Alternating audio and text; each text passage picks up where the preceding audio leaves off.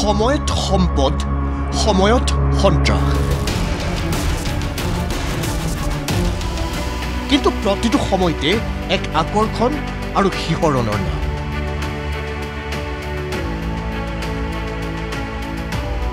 বনৰ মাজৰ এই বিশেষ প্ৰাণীবিধৰ নামতেই এটা দিন। গুৰুগম্ভীৰ খোজ, আকৰ্ষণীয় চাল চলন। প্ৰকৃতিৰ অনন্য সৃষ্টিৰ বাহক হৈ প্ৰকৃতিৰ ৰূপৰেখাতে মনোমোহা বিচৰণ। খাদ্য শৃংখলৰ সূত্ৰত যাৰ চিনাকি পিৰামিড হিচাপে। হয়, বনৰ ৰজা বাঘৰ নামতে উৎসৰ্গিত এই দিনটো। বাঘ সংৰক্ষণৰ ক্ষেত্ৰত সজাগতা সৃষ্টিৰ উদ্দেশ্য আগত ৰাখিয়ে প্ৰতি বছৰে 29 জুলাইৰ দিনটো পালন কৰি অহা হৈছে আন্তৰ্জাতিক ব্যাঘ্ৰ দিৱস হিচাপে। আমাৰ যিটো ফুড চেইন, এই ফুড চেইনৰ পিৰামিড বুলি কোৱা হয়, পিৰামিডত স্থান দিছে, শীৰ্ষত স্থান দিছে। আৰু সেইকাৰণে যি আন্তঃৰাষ্ট্ৰীয় পৰ্যায়ত বাঘৰ সংৰক্ষণৰ প্ৰতি এক গুৰুত্বপূৰ্ণ বাঘৰ সংৰক্ষণৰ ভূমিকা আহি পৰিছে। যেনেকৈ আমি প্ৰত্যেকটো দিৱস আমি নিজৰ বাবে উদযাপন কৰি আহিছোঁ, বন্য জীৱ জন্তুৰ বাবে উৎসৰ্গিত উৎসৱসমূহ আমি কিন্তু উদযাপন কৰি তাৰ বাবে সজাগতাৰ যিটো প্ৰক্ৰিয়া তাক আমি ত্বৰান্বিত কৰাৰ নিশ্চয় আজিৰ সময়ে আহি পৰিছে।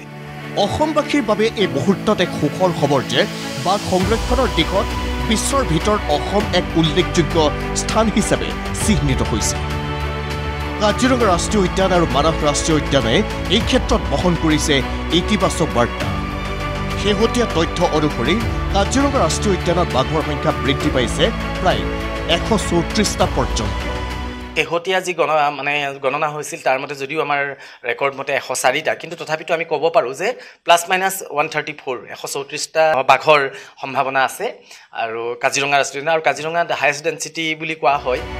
আনহাতে ব্যাঘ্ৰ প্ৰকল্প হিচাপে চিহ্নিত মানস ৰাষ্ট্ৰীয় উদ্যানতো বিগত 2টা বছৰত 57টাৰ পৰা বাঘৰ সংখ্যা বৃদ্ধি হৈ 60টা অতিক্ৰম হোৱা বুলি আশা প্ৰকাশ কৰিছে উদ্যান কৰ্তৃপক্ষ।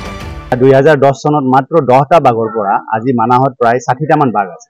বাঘটো এটা হৈছে এটা জন্তু যিটো থাকিলে জংঘলখন ভাল নে বেয়া ক'ব পাৰে। বাঘ থকা এটা জংঘলৰ স্বাস্থ্য ভাল। বিশেষ দিনটোত ভিন্ন কাৰ্যসূচীৰে 2খন ৰাষ্ট্ৰীয় উদ্যানতে পালন কৰা হয় আন্তৰ্জাতিক ব্যাঘ্ৰ দিৱস।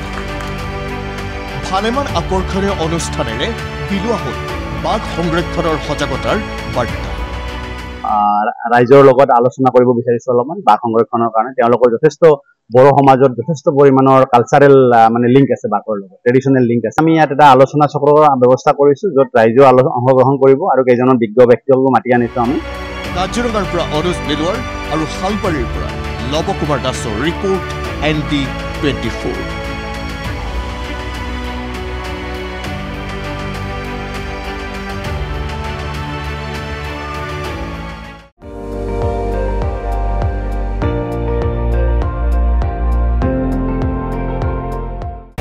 আপুনি চাই আছে ND24, সৰ্বশ্ৰেষ্ঠ নহয় সৰ্বোত্তমৰ দৌৰত।